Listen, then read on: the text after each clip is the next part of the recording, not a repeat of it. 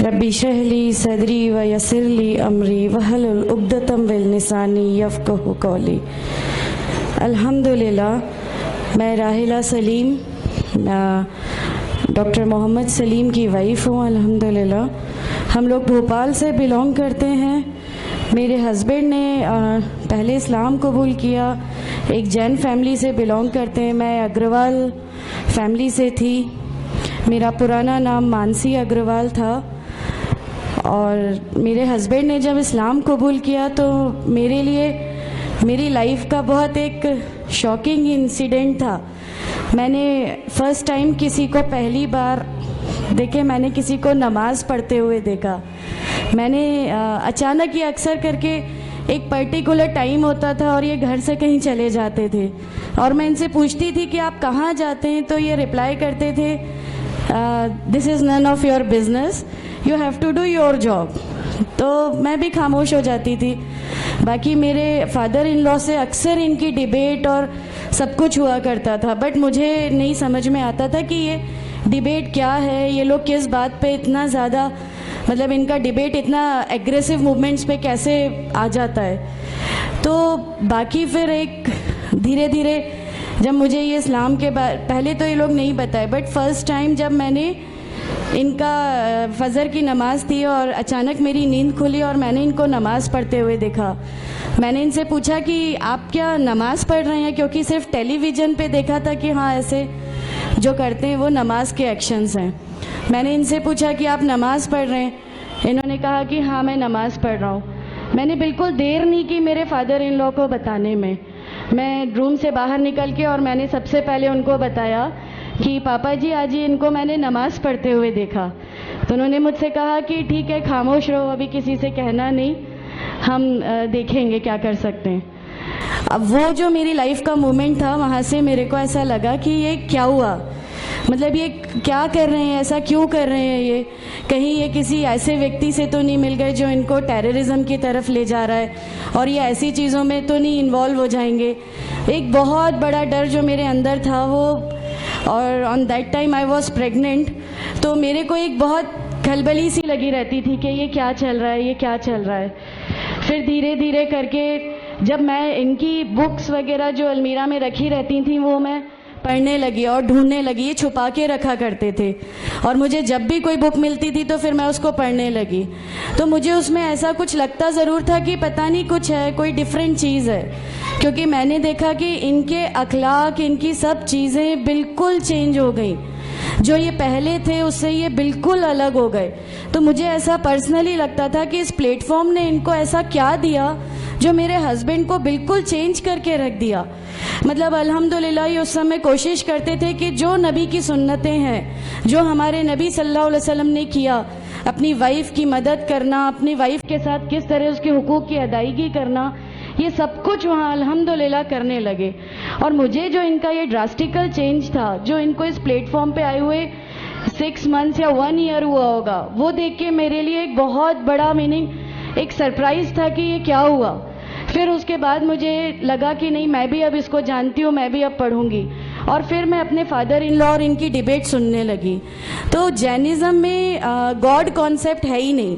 हर वो व्यक्ति जो बहुत ज़्यादा इल्म हासिल कर लेता है, बहुत ज़्यादा नॉलेज हासिल कर लेता है, तो वो एक लिमिट पर आकर नऊज़ुबिल्लाह गॉड का वो मुकाम हासिल कर लेता है और लोग उसी की फिर पूजा करने लगते हैं, उसी की वर्शिप करने लगते हैं। तो मेरे दिमाग में, मैं अग्रवाल फैमिली से थी, तो मेरे दिमाग में था कि नहीं, हमारे जो भगवान है वो 3-4 हाथ वाले हैं, इनका क्या एक ही गॉड है जिसको जाके आपको पूजना है। तो नहीं, मैं इनसे तो कुछ नहीं मांगूंगी, 3-4 हाथ वाले भगवान ही होते हैं, ये नहीं कुछ वो ऐसा रखते।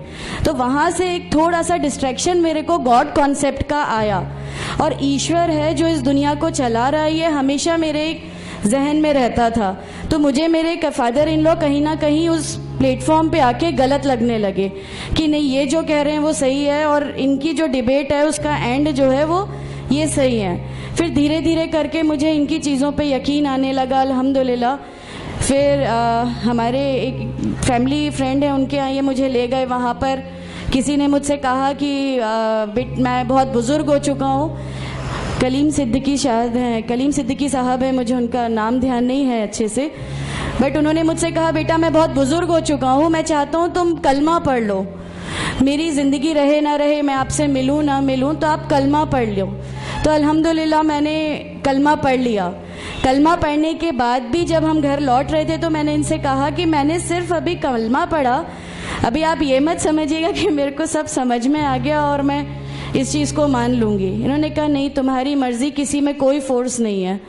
तो अल्हम्दुलिल्लाह अल्लाह ताला का एहसान है, उस कलमे की ताकत थी। और ये हमेशा कहते थे, तुम्हें कोई दुआ मांगनी है तो तहज्जुद में मांगा करो। तहज्जुद का जो टाइम होता है वो बहुत कीमती होता है और उसमें अल्लाह ताला सबकी दुआएं कबूल करता है। इन्होंने मुझे एक दुआ सिखाई थी कि तुम एक दुआ मांगो कि या मेरे रब, अगर मेरा हस्बैंड गलत रास्ते पर है तो उसको सही रास्ते पे ले आ, और अगर मैं गलत रास्ते पे हूँ तो मुझे सही रास्ता दिखा दे। अल्हम्दुलिल्लाह मैं ये दुआ कंटिन्यू मांगती थी। एक बार मेरी नींद अल्हम्दुलिल्लाह तहज्जुद में खुली और बस मैं नॉर्मल जैसे एक ध्यान करते हैं वैसा मैं बैठ गई और अपने आप अचानक दिल चाहा कि बस सजदा करूं। मेरी ज़िंदगी का वो पहला सजदा था और उस बहुत लंबा सजदा था और उस सजदे में मैंने मेरे रब से क्या क्या मांग लिया मुझे भी नहीं याद है। और उस समय मुझे ऐसा फील हो रहा था जैसे अल्लाह ताला खुद मुझसे बात कर रहा है, अल्लाह मेरे सवालों का जवाब खुद दे रहा है। अल्हम्दुलिल्लाह बस उसके बाद तो ऐसा लगा कि नहीं, इस्लाम हक है और इस्लाम पे ही चलना है। उसके बाद फिर बहुत सारी परेशानियां लाइफ में आई, सब कुछ आया, बट अल्हम्दुलिल्लाह अल्लाह का एहसान है कि अल्लाह ताला ने हर परेशानी, हर चीज़ को ऐसे ले लिया कि हम लोगों को कभी एहसास ही नहीं होने दिया कि ये कोई परेशानी थी। ऐसा लगा कि अल्लाह की पूरी राह में हम लोगों को रिवार्ड ही मिलना है इस चीज़ का और अल्लाह हमें इसका रिवार्ड ही देता चला जाएगा। अल्हम्दुलिल्लाह बस उस समय से शुरुआत हुई थी दीन इस्लाम की। अल्हम्दुलिल्लाह आगे चल के परेशानियाँ, तकलीफ़ें हर रिवर्ट की ज़िंदगी में आती हैं, लेकिन मैं हर रिवर्ट बहन से ये कहना चाहती हूँ कि अल्लाह की खातिर आप लोग इस दीन में आए हैं, किसी और चीज़ के लिए नहीं आए। तो अल्लाह ही की खातिर इन परेशानियों को भी झेलिए, अल्लाह ही की खातिर झेलिए। अल्लाह ताला अगर आप लोगों से, माशाअल्लाह मैं जब घर से निकली, जब हमारे फादर इन लॉ ने हमें घर से निकाला, मेरे बच्चे की, छोटा बच्चा था, छोटे वाले की सिर्फ एक दूध की बोतल थी, इसके अलावा कुछ भी नहीं था। मैं जॉब करती थी, मैंने अपने छोटे बेटे को माँ के यहाँ छोड़ के जाया करती थी। मेरे मम्मी पापा बहुत ज़्यादा मतलब हम लोगों से डिटैच नहीं हुए थे, एक मोहब्बत थी उनको हमसे, तो उस मोहब्बत के कारण मतलब उन लोगों ने कभी हमारा उस लेवल तक अपोज़ नहीं किया जो इन लॉज की तरफ से आया। तो जब मैं मेरे मायके गई और मैंने अपने बच्चे को लिया और मैंने कहा कि माँ हमने वो घर छोड़ दिया, हमें उस घर से उन लोग निकाले, ऐसा करके माँ है बहुत रोई, तुम लोग क्यों ऐसा कर रहे हो, क्या करोगे, कैसे रहोगे, दोनों छोटे बच्चे हैं, क्या होगा।